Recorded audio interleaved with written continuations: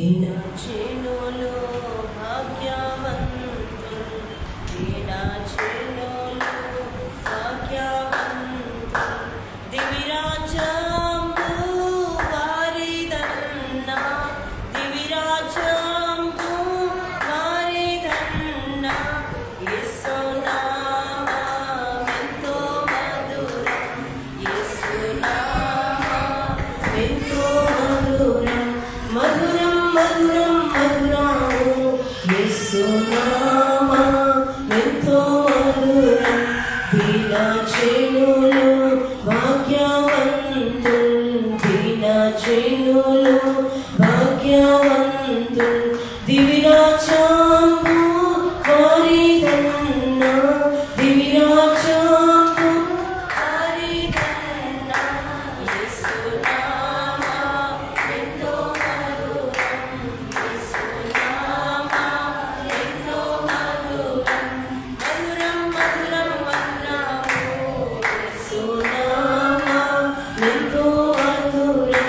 యేసు వలెనే పలుకువారు, యేసు వలెనే పలుకువారు, ఎవరు లేరని పేరొందినా, ఎవరు లేరని పేరొందినా, యేసు నామమెంతో మధురం, యేసు నామమెంతో మధురం. సక్రియలు చూచి ప్రజలు, సక్రియలు చూచి ప్రజలు, వింటి తండ్రి మెచ్చదరన్న, వింటి తండ్రి మెచ్చదరన్న, యేసు నామమెంతో మధురం, యేసు నామమెంతో మధురం, మధురం మధురం మధురము, యేసు నామమెంతో మధురం. బలో యేసు మహారాజుకు. దేవుని యొక్క వాక్యములు చదువుకున్నాము. నిర్గమకాండము 16వ అధ్యాయము, నిర్గమకాండము 16వ అధ్యాయము 7వ వచనమును చదువుకున్నాము. నిర్గమకాండము 16వ అధ్యాయం 7వ వచనం. యెహోవా మీద మీరు సలిగిన సనుగులను ఆయన వినుచు ఉన్నాడు. ఉదయమున మీరు యెహోవా మహిమను చూచెదరు. మేము ఏ పాటి వారము, మా మీద సనగనేలా అనిది. మరొక వచనంలో కూడా చూసినట్లయితే దావీదు సంకీర్తన 119వ సంకీర్తన 147వ వచనంలో చూసినట్లయితే 119వ సంకీర్తన 147వ వచనం, 119:47. తెల్లవారక మునిపే మొరపెట్టి తిని, నీ మాట మీద నేను ఆశ పెట్టుకొని ఉన్నాను. మరి ఒక వచనంలో కూడా చూసినట్లయితే 90వ సంకీర్తన 14వ వచనంలో చూసినట్లయితే 90వ సంకీర్తన 14వ వచనంలో, ఉదయమున నీ కృపతో మమ్మను తృప్తిపరచుము, అప్పుడు మేము మా దినములన్నీ ఉస్తగించి సంతోషించెదము. అలాగే ఇందాక మనము వాక్య పఠనము కూడా చేసుకున్నాం కదా. 101వ సంకీర్తన చివరి వచనంలో కూడా, పాపము చేయు వారందరినీ నిర్మూలము చేయుటకై దేశమందరి భక్తిహీనులందరినీ ప్రతి ఉదయమున నేను సంహరించెదను. చాలు ప్రియమైనటువంటి దేవుని విశ్వాసులారా, మనము చదువుకున్న వాక్య వచనములు అన్నిటిలో కూడా ఉదయమున ఉదయమున అనబడే మాటలు మనం చూస్తూ ఉన్నాం. మనము నేటి దిన కాలములు, మనకు ఏ దిన కాలములలో ఉన్నామంటే మోషే సుఖోపవాస ధ్యాన కూటములలో ఉన్నాము. ఈ 40 దినముల మోషే సుఖోపవాస ధ్యాన కూటములలో ఉన్న మనము దేవుని మహిమను కూర్చి, దేవుని కృపను కూర్చి ధ్యానించవలసిన వారమై ఉన్నాం. అందుకే గతించిన వారములో ఉపవాసమును కూర్చి, ఉపవాసము ఎలాగో ఆచరించవలనో గురించి మనం విన్నాం.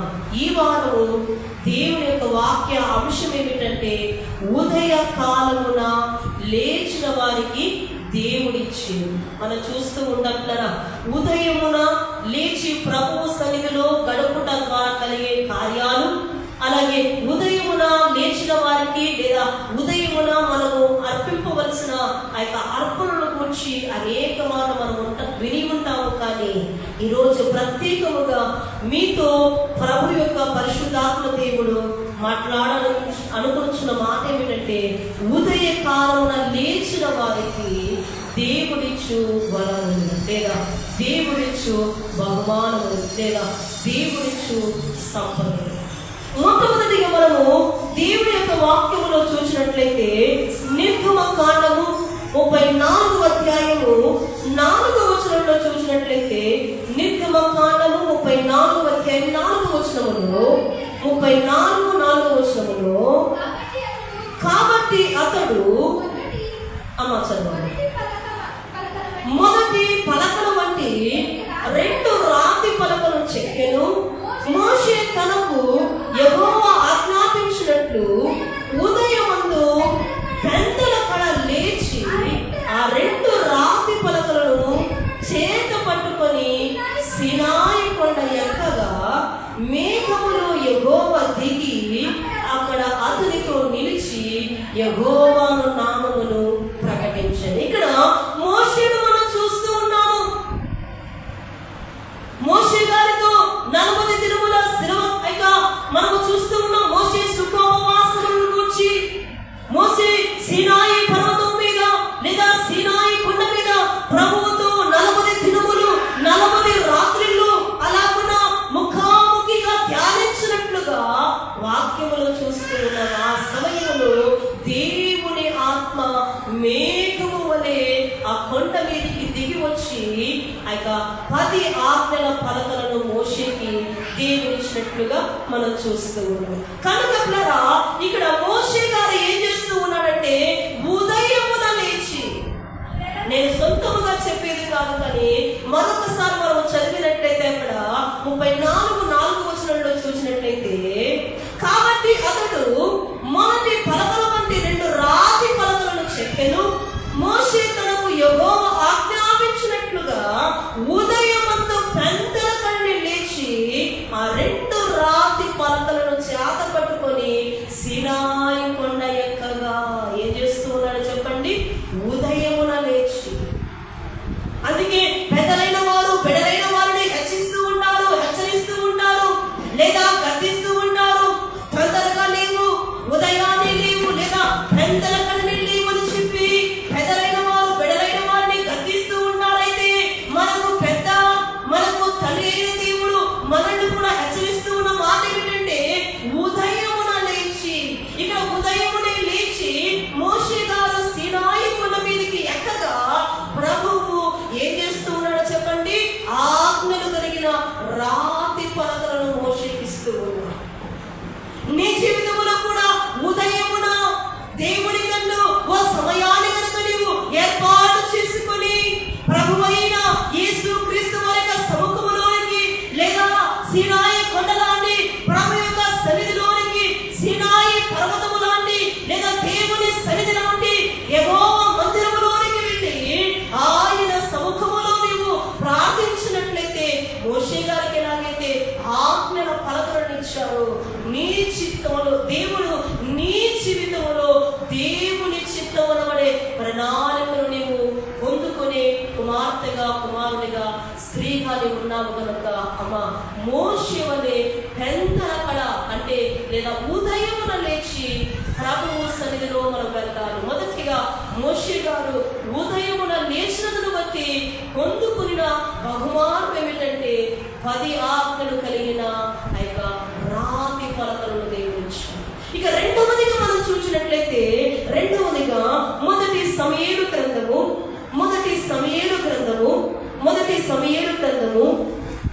1వ అధ్యాయము 19వ వచనంలో చూసినట్లయితే, మొదటి సమూయేలు గ్రంథము 1వ అధ్యాయము 19వ వచనంలో చూసినట్లయితే, మొదటి సమూయేలు గ్రంథం 1వ అధ్యాయం 19వ వచనము, తరువాత వారు ఉదయమందు వేగిరమే లేచి యెహోవాకు మ్రొక్కి తిరిగి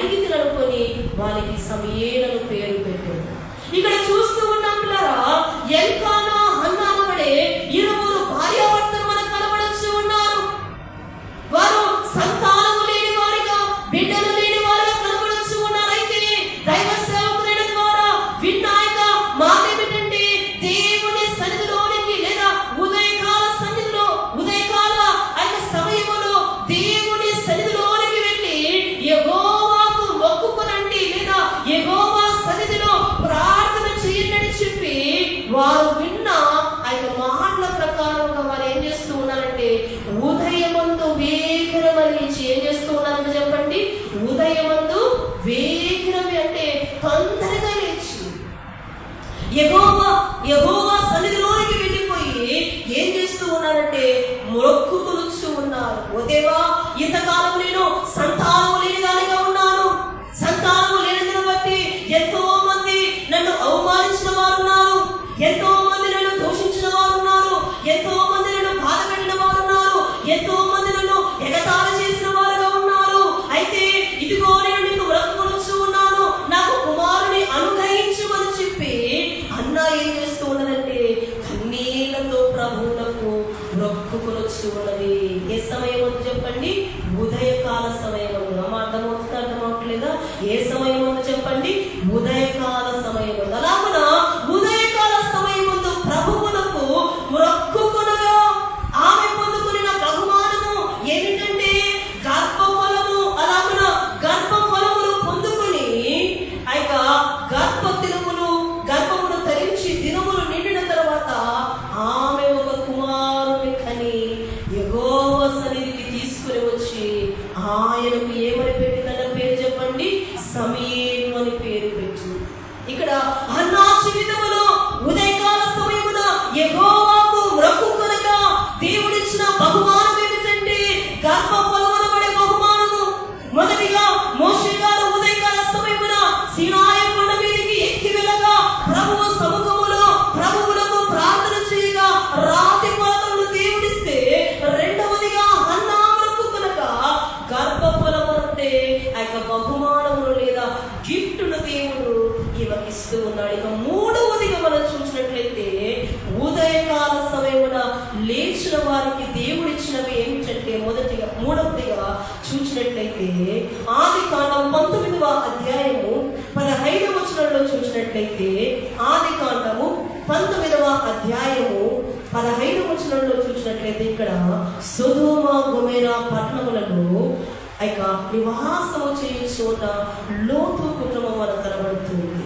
15వ వచనంలో చూసినట్లయితే తెల్లవారినప్పుడు ఆ దూతలు లోతును త్వరపెట్టి, లేము, ఈ ఊరి దోష శిక్షలు నశించిపోకుండా నీ భార్య ఇక్కడ ఉన్న నీ ఇద్దరు కుమార్తెలను తీసుకుని రమ్మని చెప్పి అతడు కడుపు చేసెను. అప్పుడు అతని మీద యెహోవా కనికరపడటం వలన ఆ మనుషులు అతని చేతిని, అతని భార్య చేతిని, అతని ఇద్దరు కుమార్తెల చేతులను పట్టుకుని వెలుపలికి తీసుకుని వచ్చి ఆ ఊరి బయట వచ్చి సొదొమ గొమొర్రా పట్టణంలో భయంకరమైన పాపము చేత, దేవునికి విరుద్ధమైన కార్యాల చేత ఆయన దేశమంతయు ఆ ప్రాంతమంతయు బ్రతికిపోవచ్చు ఉండగా దేవుడు లోతు కుటుంబం జ్ఞాపకం చేసుకున్నాడు కనుక ఆ యొక్క సొదొమ గొమొర్రా పట్టణంలోనికి ఇద్దరు దేవదూతలను పంపించాడు. అందుకే ఆ ఇద్దరు దేవదూతలు కూడా ఆ రాత్రి కాలమందు లోతు కుటుంబములో ఆ యొక్క గృహములో వారు నివాసము చేసి తెల్లవారినప్పుడు లేదా ఉదయకాల సమయమున లోతును తన భార్యను వారు ఏం చేస్తూ ఉన్నారని చెప్పండి? తొందర పెడుతూ ఉన్నారట. ఏమని? ఇక సమయం లేదు, దేవుని ఉగ్రత ఈ దేశం మీదకి సొదొమ గొమొర్రా పట్టణముల మీదకి దిగి రావచ్చు ఉన్నది కనుక, దేవుని కోపము రగులుకున్న సమయము అవవచ్చు ఉన్నది కనుక ఇదిగో మీరు వేగిరపడండి, త్వరగా లెమ్ము, తెల్లవారుచున్నదని చెప్పి వారిని ఏం చేస్తూ ఉన్నారంటే తొందర పెడుతూ ఉన్నారట దేవదూతలైన వారు. కానీ వారు ఏం చేస్తూ ఉన్నారు చెప్పండి? తడుము చేస్తూ ఉన్నారంటే లేట్ చేస్తూ ఉన్నారు. లేట్ చేస్తూ ఉంటే ఇక వీరితో అవలిపడని చెప్పి దేవదూతలైన వారట ఆ యొక్క భార్య చేతిని, ఆ యొక్క లోతు చేతిని కూడా, ఆ యొక్క ఇద్దరు కుమార్తెల చేతులను కూడా పట్టుకొని పట్టణము బయటికి తీసుకుని వచ్చారు. దేవునికి మహిమ కలుగును గాక, దేవునికి స్తుతి కలుగును గాక.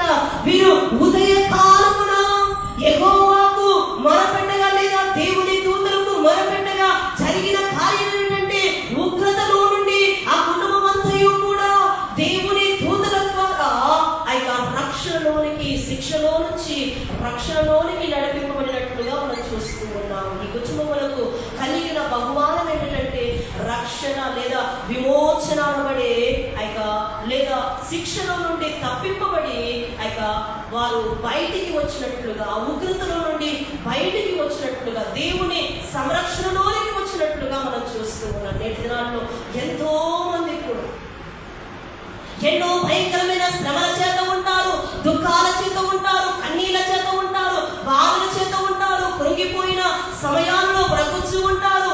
ఎవరు మమ్మల్ని విడిపించలేమో, ఎవరు మమ్మల్ని రక్షించలేరేమో, ఎవరు మమ్మల్ని కాపాడలేరేమో, ఏ మనిషి కూడా మమ్మల్ని ఆదరించలేమో అని చెప్పి బాధపడుతూ ఉంటారు. కానీ ఇక్కడ లోక కుటుంబంలో కేవలం జ్ఞాపకం చేసుకొని ఉదయకాల సమయమున వారిని ఏం చేస్తూ ఉన్నాడు చెప్పండి? ఆ ఉగ్రతలో నుండి దేవుడు వారి కుటుంబాన్ని తప్పించినట్లుగా మనం చూస్తున్నాం. నీ జీవితంలో కూడా దేవుని కంటూ ఉదయమున లేవగానే ప్రభువు కంటూ ఓ సమయాన్ని ఇచ్చామనుకోండి, ఇక కుటుంబమును ఎలాగైతే దేవుడు సంరక్షించారో నీ కుటుంబమును కూడా దేవుడు సంరక్షించే దేవుడు. దేవునికి మహిమ కలుగును గాక, దేవునికి స్తుతి కలుగును గాక. మరి యొక్క వ్యక్తిని కూడా మనం చూసినట్లయితే ఆదికాండము 32వ అధ్యాయము 24వ వచనంలో చూసినట్లయితే 32:24 వచనంలో 32:24 వచనంలో చూసినట్లయితే యాకోబు ఒకడు మిగిలిపోయెను, ఒక నరుడు తెల్లవారు వరకు అతనితో పెరుగులాడెను, తాను అతన్ని గెలవకుండా చూచి తొడగూడి మీద అతన్ని కొట్టెను. అప్పుడు అతడు ఆయనతో పెరుగులాట వలన యాకోబు తొడగూడు బలిసెను. ఆయన తెల్లవారుచున్నది కనుక నన్ను పోనిమ్మనగా అతడు నీవు నన్ను ఆశీర్వదించితేనే కానీ నిన్ను పోనీయనను. ఇలా చూస్తూ ఉన్నాం కదా, యెహోవా యెహోవా సముఖములో ప్రభువునకు మొరపెడుచు ఉన్న యాకోబు మనకు కనబడుచు ఉన్నాడు, ప్రభువుతో పెరగలాడుచు ఉన్నాడు. ఇక తెల్లవారిపోవచ్చు ఉన్నది, ఉదయమైపోవచ్చుంది, ఇక ప్రభు వేడవచ్చు ఉన్నాడు, తెల్లవారుతో ఉన్నది. యాకోబు ఇక నన్ను విడిచిపెట్టునంటే, కానీ దేవా నీవు ఈ సమయములో నా దోషములను నా అపరాధములను క్షమిస్తే కానీ, నీవు నన్ను ఆశీర్వదిస్తే కానీ నీ పాదాలను నేను విడుకునని చెప్పి ఇక ప్రభువును విడుకొనొచ్చి ఉంటే, అప్పుడు యాకోబును ప్రభు అడుగుచ్చి ఉన్నాడు, నీ పేరేమిటంటే యాకోబు అంటున్నాడు. యాకోబు కాదు, ఈ క్షణమును నీ పేరు ఇశ్రాయేలు అనగా దేవునితో. దేవునికి మహిమ కలుగును గాక. ఉదయకాల సమయమున ప్రభు యొక్క పాదాలను పట్టుకొని పట్టుదలతో విడువక యాకోబు ఏం చేస్తూ ఉన్నాడంటే, దేవా నన్ను ఆశీర్వదిస్తేనే కానీ, నన్ను దీవిస్తేనే కానీ, నన్ను నీ యొక్క కృపలో భద్రపరిస్తేనే కానీ నీ పాదాలను నేను విడిచిపెట్టను అంటున్నాడు. ఎంతమంది ఆ పట్టుదలతో ప్రార్థన చేస్తూ ఉన్నారు, ఎంతమంది ఆ భక్తితో ప్రార్థన చేస్తూ ఉన్నారు. అలాగున యాకోబు వలె పట్టుదల కలిగి ప్రార్థన చేసిన వారి యొక్క కుటుంబంలో శ్రమలు కానీ ఇబ్బందులు కానీ దేవుడు సమూలముగా నాశనము చేసి దేవుని జనాంగముగా దేవుని దేవునితో దేవుడు నింపనైన. అందుకే ఇక్కడ ప్రభు అడుగుతూ ఉన్నారు, నీ పేరేమిటంటే యాకోబు. యాకోబు అనగా మోసగాడని. ఈ క్షణము నుంచి నీవు ఇంత పట్టుదలతో నన్ను ప్రార్థిస్తూ ఉన్నావు కనుక, ఇంత పట్టుదలతో నన్ను విడువక పట్టుకొని ఉన్నావు కనుక, ఈ క్షణము నుంచి నీ పేరు యాకోబు కాదు, ఇశ్రాయేలు అంటే దేవుని తోడు అని అర్థమని ఆయన అంటున్నారంటే, ఇంతకాలము నీవు మోసము చేస్తూ బతుకున్నావేమో, ఈ క్షణము నుంచి నా తోడుతో నీవు బ్రతుకుతావనంటే ఒక కార్యము. యాకోబు యొక్క జీవితాన్ని పేరునే మార్చిన కార్యం ఏమిటంటే, ఉదయకాల సమయం వరకు కూడా యెహోవా సముఖములో ఆయన పాదములు పట్టుకొని భక్తితో పట్టుదలతో ప్రార్థన చేస్తూ ఉన్నాడు కనుక అమ్మాయ ఉదయకాలమున లేచి ప్రభు యొక్క పాదాలు ఎవరైతే పట్టుకుంటారో దేవుని కార్యాలు వారు చూడగలుగుతారు. ఇక్కడ మోషే మొదటిగా ఉదయమున లేచి ప్రభువును పట్టుకున్నందును బట్టి రాతి పలకలను దేవునిచ్చారు. రెండవదిగా సంతానము లేమిగా బాధపడుతున్న హన్న ఎల్కానా ఇరువురు కూడా యెహోవాకు ఉదయమున లేచి మొరక్కగా సమీరు అనబడే కుమారుని పొందుకున్నారు. మూడవదిగా లోతు కుటుంబం భయంకరమైన దేవుని ఉగ్రత అనబడే పట్టణములో నివాసము చేస్తూ ఉండగా వారు మొరక్కగా దేవుని దూతలను దేవుడు అక్కడికి పంపించి ఆ పట్టణములో నుంచి వారిని విడిపించారు. నాలుగవదిగా చూస్తూ ఉన్నాము, యాకోబు మోసగానిగా ఉన్నాడు, అన్న ఎదుట ఆయన ద్రోహము చేసిన వాడిగా ఉన్నాడు. ఎప్పుడైతే దేవుని సముఖములో దేవుని పాదాలను పట్టుకొని ఉన్నాడో తన స్థితి మారిపోయింది, తన పరిస్థితి మారిపోయింది, తన పేరు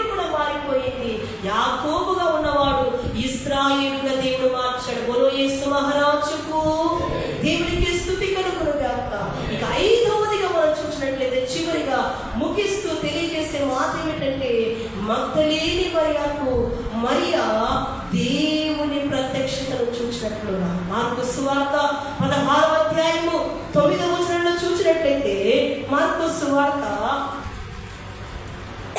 16వ అధ్యాయము 9వ వచనంలో చూసినట్లయితే, 16-9వ వచనంలో, ఆదివారము తెల్లవారినప్పుడు యేసు లేచి తాను 7 దయ్యములను వెళ్ళగొట్టిన మగ్దలేని మరియకు మొదట కనబడిన. చూస్తూ ఉన్నాం కదా, ఒకనాటి కాలంలో మగ్దలేని మరియనక ఆమె 7 దురాత్మల చేత, భయంకరమైన దయ్యముల చేత బాధపడుచు ఉన్న యొక్క మరియే యేసు ప్రభువు చేసిన కార్యమును బట్టి, ప్రభువు ఆమె జీవితములో చూపిన కృపను బట్టి, దేవుడు ఆమె యొక్క జీవితములో జరిగించిన గొప్ప మేలును బట్టి, ఆ యొక్క సమాధి చేయబడిన ప్రభువును సమాధి చేయబడిన యొక్క స్థలముల కథ ఉదయమునే లేచిరాగా మొట్టమొదటిగా మగ్దలేని మరియకి సమాధిలో నుండి లేచిన ప్రభువు కనబడినట్లుగా మనం చూస్తూ ఉన్నాం. అంటే మొట్టమొదటిగా మగ్దలేని మరియకి ప్రభువు ప్రత్యక్షమైనట్లుగా చూస్తూ ఉన్నాం. నీ జీవితంలో కూడా దేవుని చూడాలని, దేవుని యొక్క మహిమను చూడాలని ఆశపడుచుకున్నాం. యొక్క మగ్దలేని మరియ ఎలాగైతే ప్రభు యందు విశ్వాసం ఉంచి, నా ప్రభువు చనిపోలేదు, ఆయన చెప్పినట్లుగానే ఆయన తిరిగి లేచే దేవుడని చెప్పి విశ్వాసముతో ఉదయకాలమున సుగంధ ద్రవ్యములతో ప్రభువును ఆరాధించుటకు సమాధి యుద్ధకు రాగా, ప్రభువు సమాధిలో నుండి మొట్టమొదటిగా మగ్దలేని మరియకి ఏమయ్యారు చెప్పండి? ప్రత్యక్షమయ్యారు. కనుక నీ జీవితంలో కూడా ఉదయకాల సమయంలో ప్రభువులకు కనుక సమయాన్ని కేటాయించు. కొంతమంది పనుల నిమిత్తమే తెల్లవారుజామున 4 గంటలకు 3 గంటల మొదలుకొని 5 గంటల వరకు లేస్తూ ఉంటారు. తెల్లవారు సమయమున ప్రభువు విశ్రాంతి సమయం. ఆ సమయము ప్రభువు మన యొక్క మరణను, ప్రార్థనలను, విజ్ఞాపనములను, యాచనములను ఆయన వినే దేవుడై ఉన్నారు. కనుక దేవుని సన్నిధిలో ఎవరైతే ఉదయమున లేచి ప్రభువును అడుగుతారో వారికి దేవుడు బహుమానములు ఇవ్వనన్నారు. కనుక నీ స్థితి ఎలా ఉన్నదో, నీ పరిస్థితి ఎలా ఉన్నదో, దేవునికి సమయాన్ని ఇస్తూ ఉన్నావా? ఉదయకాల సమయమున ప్రభువునకు వేడుకొనుచు ఉన్నావా? ఉదయ సమయమున ప్రభు కంటూ ఒక సమయాన్ని కేటాయించి ఆయన సన్నిధిలో గడపొచ్చు ఉన్నావా? అలాగున గడిపిన మోషేకు రాతి పలుకు దేవుడు ఇచ్చాడు. అలాగున గడిపిన ఆ యొక్క హన్నాకు దేవుడు సంతానమునిచ్చాడు. అలాగున గడిపిన లోతు కుటుంబమును దేవుడు సంరక్షణలోనికి, ఆ యొక్క భయంకరమైన స్థితిలో నుండి సంరక్షణ పడే పట్టణంలోనికి దేవుడు తీసుకొని వచ్చారు. అలాగున గడిపిన మనం చూస్తూ ఉన్నాము, యాకోబును దేవుడు ఆశీర్వదించి దేవుని తోడు అనబడే ఆ యొక్క వరమును దేవుడు ఆ యొక్క యాకోబులకు అనుగ్రహించాడు. అలాగున మగ్దలేని మరియ ప్రభువును చూచినది కనుక ప్రభువే వచ్చి మొదటిగా ప్రత్యక్షతనయ్యాడు. నీ జీవితంలో, మన జీవితంలో కూడా ఈ 40 దినముల మోసే శుకోపవాస ధ్యానములను, కూటములను ఆచరిస్తూ ఉన్న మనము కూడా దేవుని కంటూ ఒక సమయాన్ని ఏర్పాటు చేసుకుంది. ఓ యాకోబు వలె, ఓ మోషే వలె, ఓ హన్నా వలె, ఓ లోతు కుటుంబం వలె ప్రభువును ఆరాధించామంటే మన జీవితంలో కూడా దేవుని కార్యాలు, దేవుని ఉపకారములు, దేవుని ఆశీర్వాదములు, దేవుని అద్భుతములు చూడగలిగే గొప్ప దీవెనలు మన కొరకు దేవుడు దాచి ఉన్నారు. కనుక ఆ దీవెనలకు వారసులుగా, పాత్రులుగా మనం ఉండాలంటే ఉదయమున ప్రభువునకు మన విశ్వాస జీవితములు, సమయమును మనము ఇచ్చేవారిగా ఉండాలి. అట్టి ధన్యతను, భాగ్యమును దేవుడు మనకెల్లరకు మెండుగా అనుగ్రహించి ఆయన రాజ్య సిద్ధపాటును మనకెల్లరకు మెండుగా సత్యముగా ఆయన అనుగ్రహించునుగాక. ఆమేన్.